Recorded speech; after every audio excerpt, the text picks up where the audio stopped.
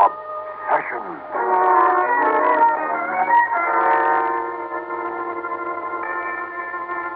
Out of a moldering tomb, in the Valley of Kings, the voice of the great ruler of Egypt, Amun-Ra-Tet, speaks the awful curse. Death will come on swift wings to him who defileth the tomb of a pharaoh. In a moment, you'll know what I mean, and the hair on the nape of your neck will rise when you hear the strange case of the living dead, starring Elliott. There are stranger things within the earth than there are beneath the heavens. And from the vaults of the crumbling dead, there stir the worms and slugs of horror to feed upon the flesh of the mind, until the waking soul is filled with that viscid thing that is called obsession.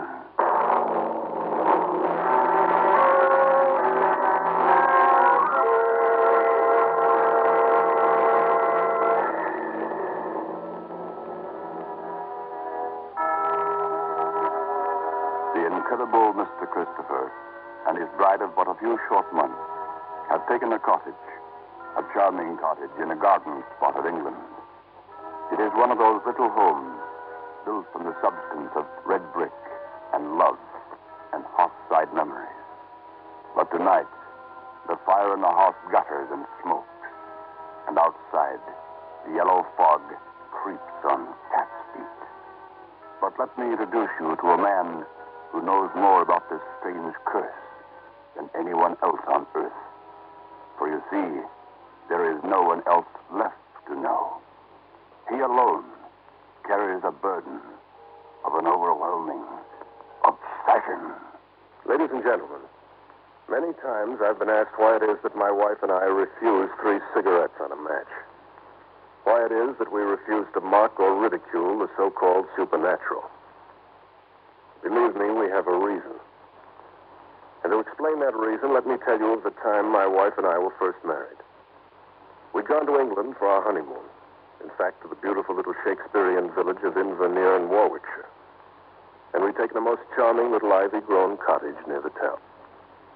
And on our first evening there, just before the crickets began their song of twilight, the telephone rang. Oh, Bill. I thought we'd gotten rid of those pestiferous things when we left New York. Can't we do without civilization for a little while? I think there's a law against not answering a telephone in England, my sweet. And you wouldn't want us to spend our honeymoon in the Tower of London, would you? Well, I don't know, but that's not a good idea. You better answer the fool thing before it has hysterics. Pat, that's the first telephone I ever heard that rang with an English accent. What shall I say, hello, or are you there? Anything, darling. Preferably say you've got the wrong number.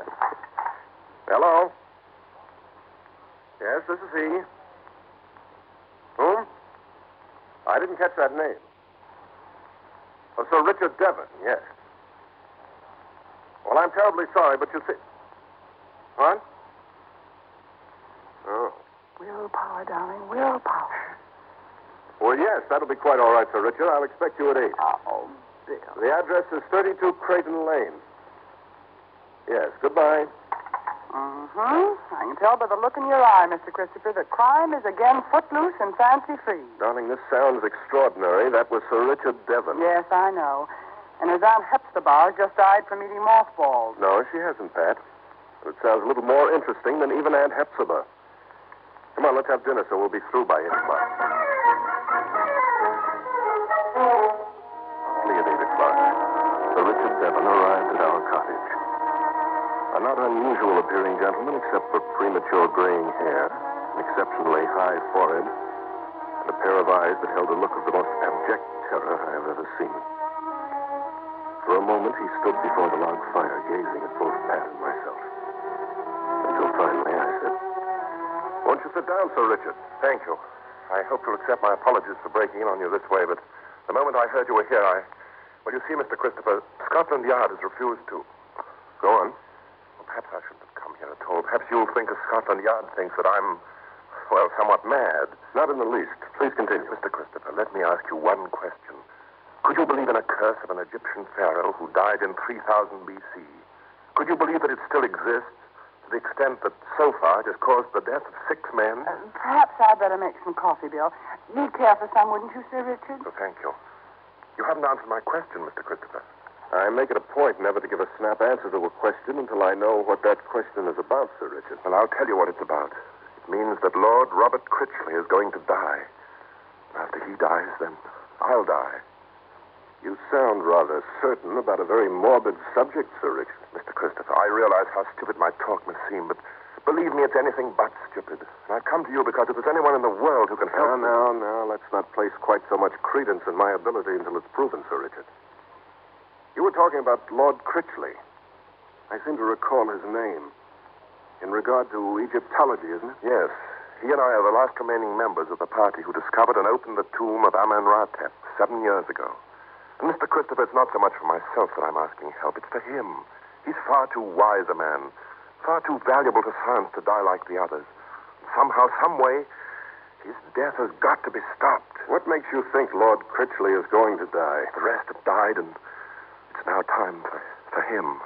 Mr. Christopher, will you come with me tonight and visit Lord Critchley?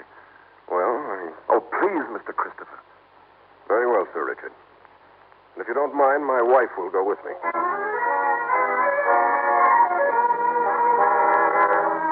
I was about to refuse Sir Richard's request, but there was something in his voice, a desperate pleading that compelled me to accept. And so the 3 of us drove in my car to the estate of Lord Robert Critchley, an ancient manor built sometime during the Norman invasion, a place that bore the same traditional dignity as did its master, Lord Robert. As we were ushered into the great hall, we noticed a strange incongruity about the furnishings. Several ornate Egyptian carvings ordained the wall. In the far corner, catching the weird flicker of the hearth fire, was a huge sarcophagus. I remember what my wife said as we entered the hall. Bill, let's get out of here. Let's tell them we're too busy. I've got a very strange premonition, Bill. Shh, Pat.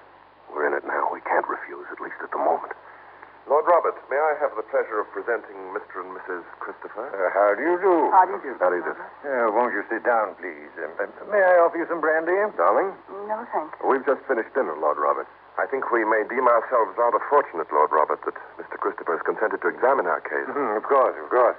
And not to disparage your ability in the slightest, Mr. Christopher, I'm afraid that all an examination can reveal is a certain inexplicable fact that 6 men of our party have died by coincidence, and that my colleague, Sir Richard, is feeling a rather unnecessary alarm in regard to our safety. I wish you wouldn't talk like that, Lord Robert. You know as well as I do the circumstances. If I may interrupt, gentlemen, just what were the circumstances in the deaths of the 6 men of your party? Well, they all died suddenly and without apparent cause. And each one died in the order in which he entered the tomb of Amenhotep. And in all cases, the examining physicians attributed the death to heart failure. In fact, it was as if Lord Robert there, standing before the fire, suddenly... Lord Robert! Oh. Good God, Mr. Christopher, what's happened to Lord Robert? Oh, it's horrible, Bill. Do something. Don't just let him lie there. Oh, somebody better call a doctor. Please, Pat. I know, Bill, but... A doctor can't do anything for Lord Robert. He's dead. What killed him? He was perfectly all right a moment ago. This is what I told you about, Mr. Christopher. There's no escaping from it. They're always the same, the others. Alive and apparently healthy one moment and then dead the next. Please try to control yourself, Sir Richard. Control myself against something more ancient than recorded history. Against the inevitable fact of a horrible death. And against the very obvious fact that I'm next.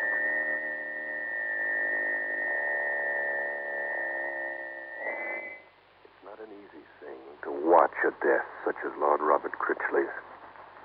And I must admit that it was very difficult for me to retain my equilibrium in the face of such a ghastly scene. However, when the police had been notified and the coroner's verdict returned with a cursory notation of heart attack, I secured permission to again examine the body of Lord Robert at the village morgue. Bill, for goodness sake. This was to be our honeymoon, and now all this. Fine place to spend it in some damp, gloomy morgue that reeks of antiseptic. Darling, I told you to stay at the house. What? Let you solve all the crimes by yourself? Should say not. Well, where's the attendant, or has he given up the ghost, too? Darling, your powers of observation would certainly earn the ridicule of Mr. Sherlock Holmes. There's a sign there that says... Oh, yes, for attendant, ring the bell. Bill, have you any ideas yet? No, not the slightest. Yet. Well, I've always said these English murder mysteries can be very difficult at times. Yes? Was there something I could do for you, sir? Oh, my name's Christopher. I'd like to examine the body of Lord Critchley. Here's a pass from the constabulary. Oh. All right, sir. If you'll come this way, please. You'd better wait here, darling. Oh, no, you don't. I'm going with you. I'm not afraid of the dead. It's the living that worries me. Well, all right. This is the slab, sir. The embalmers ain't started in yet. It's just the way they brought him in. Good. You know, Pat, I don't even know why I'm making this second examination. I don't see how I could have possibly missed anything the first time, and yet... Bill. Hmm? Did you notice this ring on his right hand? Ring? Well, look, there's no setting in it. Just a beaten silver mounting. That's odd, Pat. That Lord Critchley be wearing a ring with no setting in it. It's a... Wait a minute. What? This is no ordinary mounting. This is something out of the ancient. This is Egyptian, Pat. And that empty socket is just the right size to contain a scarab. Well?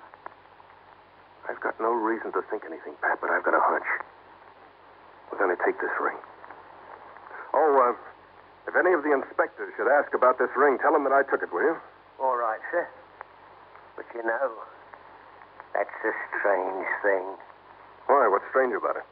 Well, right after they brought him in, sir, there was a chap came here, and he was asking about that ring. But I wouldn't let him touch it, sir. He wasn't no policeman. What did this chap look like? Well, he was a sort of a foreign-looking bloke, sir. With a lot of wrinkles in his face. But blimey, he didn't look to be over 35, he didn't. Sort of gave me a chill up and down my spine, he did. Somehow he looked more dead than some of them we got here. If you'll excuse me, sir. Yes, of course. And did this chap say what his name was? No, sir. He just went away again, he did. I see. Well, Pat, one mystery adds to another. Maybe my hunch was right. Maybe this ring has got something to do with it. Now, come on, darling. Let's go back and see Sir Richard.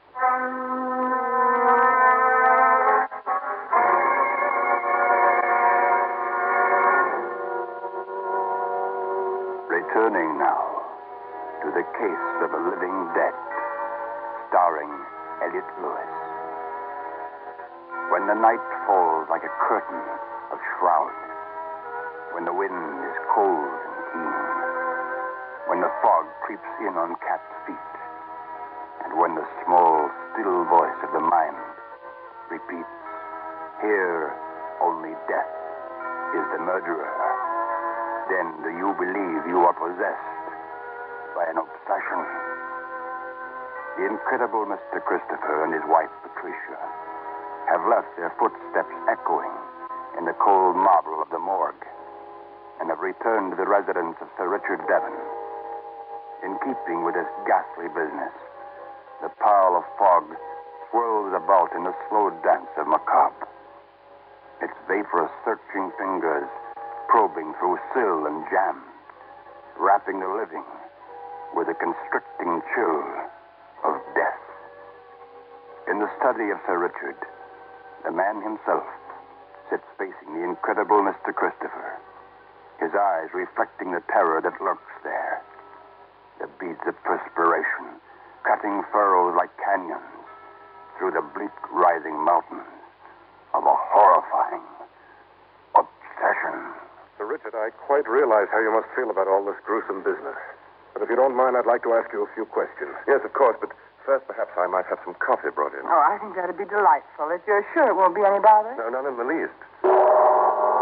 Sir Richard, I think the only way we can get anywhere with this case is to start at the very beginning. You see, I place very little credence in superstition, and I've always held the belief that a curse is quite incapable of committing a murder, unless that curse is backed up with something or someone rather tangible. rang for me, Effendi. Oh, excuse me, Mr. Christopher. We'd like some coffee, Adam said, right away. It is your will, Effendi. It shall be thus. Now, as you were saying, Mr. Christopher... Wait a minute, Sir Richard. Who is that man? A servant. His name is Adam said. Egyptian? Yes, quite. In fact, he's a most unusual person. Like something out of the ages, in a way. I quite agree with you. What do you mean by that, Sir Richard? Oh, I didn't mean that literally, Mr. Christopher. What I meant was in regard to his personality, his habits, and, in a measure, his speech. Please continue, Sir Richard. Oh, if you're thinking Adam said might have any connection... I'm not thinking anything at all. I'm merely curious about the fellow. Well, several months ago, he came into the employ of Lord Robert Critchley when Lord Robert advertised for an assistant versed in the fundamentals of Egyptology. When Lord Robert had no further need for his assistance, I placed him in my employ. And I must say that the chap's extremely well versed in the ancient Egypt. In fact, in some curious way, he uses certain phrases that have been dead in Egypt for 1,000 years. Well, if they've been dead for 1,000 years, Sir Richard, how would this man know them? Well, that's a bit of a mystery to me, Mrs. Christopher.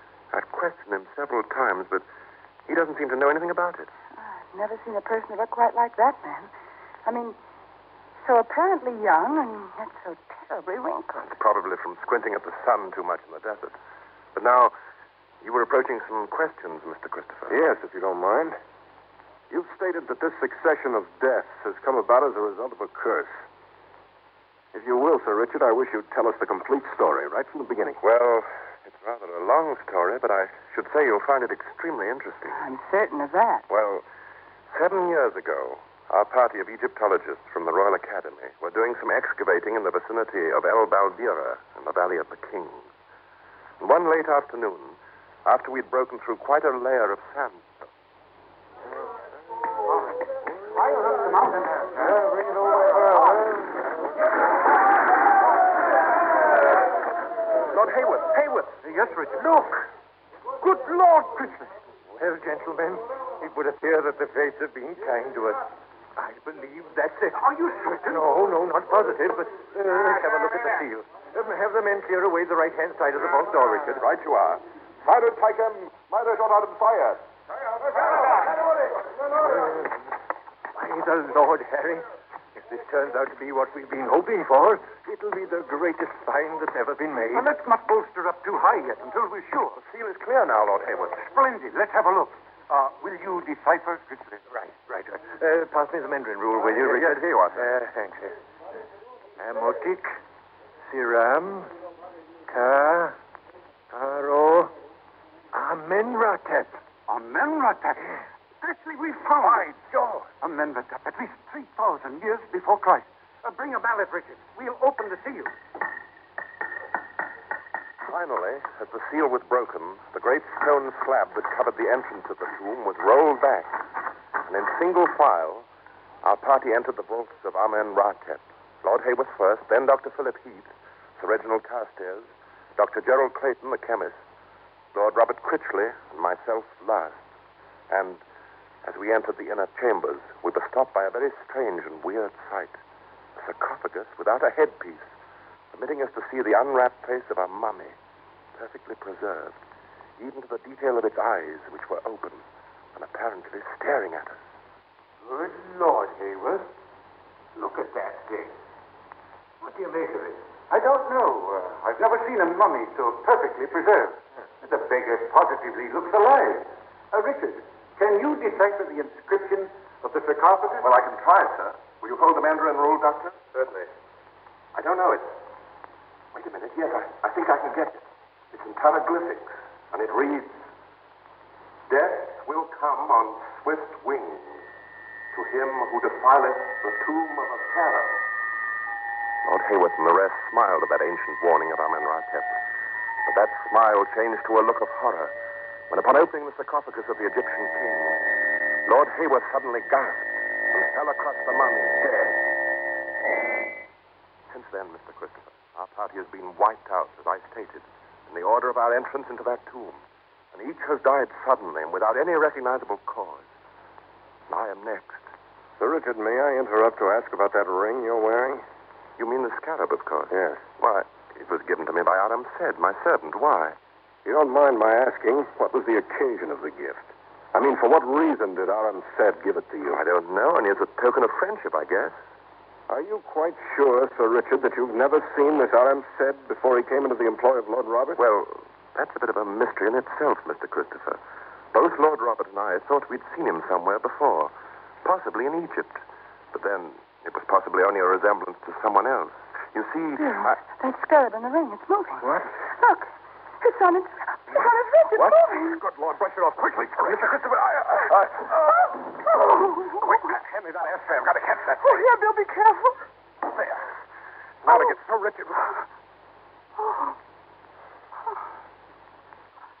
Well, he was right, Pat. He was next. Oh, Bill, what in heaven's name? Wait a minute, Pat. I think we'll have a few words with His Honor Aram Said about certain tokens of friendship that he's been handing around. You rang for me, Effendi? Yes, I did. It would seem that your master has had a slight accident. Would you know anything about it? Of course, Effendi. I would know everything about it. I have been waiting for the accident to occur. You've been waiting? The beetle scarab you imprisoned beneath the tray. It is quite dead now, Effendi. It stings but once, and then it is no more. Keep talking, Aram Said. The scarab, Effendi, was the seal of the pharaoh, Amenhotep. And his name did I give the living scarab to each of the Effendis who entered his tomb. There shall be no more. Then you admit... I admit everything, Effendi. The living beetle was placed in the silver mounting to awake when the effect of a certain drug was dispersed. And then, of course, the obvious conclusion. You're a very cooperative person, Aram Said. Now, if you don't mind, you're under arrest. We'll go down and have a little talk with the police. I think not, Effendi. What? In your language, the word arrest, I believe, means imprisonment. I have been imprisoned for a long time. But now I am free. Behold, Effendi, I am as free as my king. Bill, what is he? O Isis, creator of all, behold a pilgrim weary of his pilgrimage. Take me unto thy breast and deliver me unto my king, Amenhotep. Thou art my master, and I am thy slave. Sarod Damarant, Amenhotep,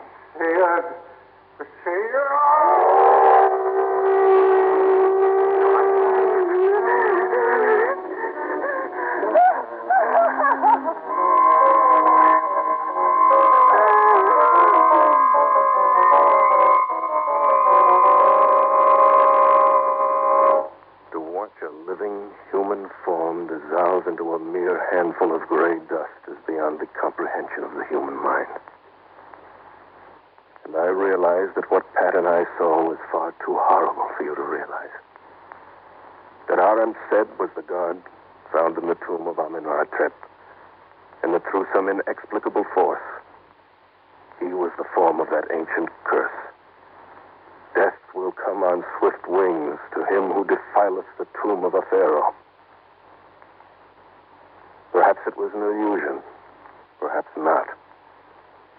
But neither Pat nor I will ever mock or ridicule that which is called the supernatural. In fact, and you may laugh at this, neither Pat nor I will light 3 cigarettes on one match.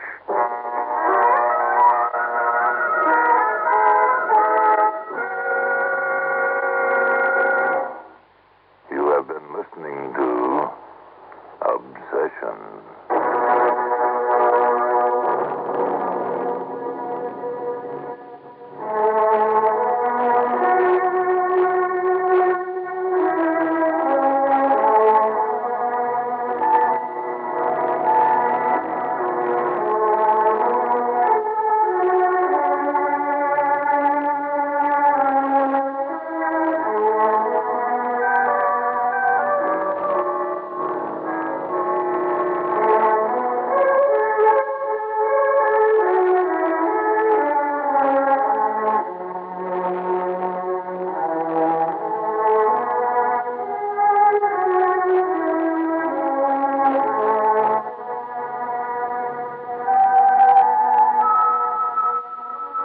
Obsessions has come to you through the worldwide facilities of the United States Armed Forces Radio and Television Service.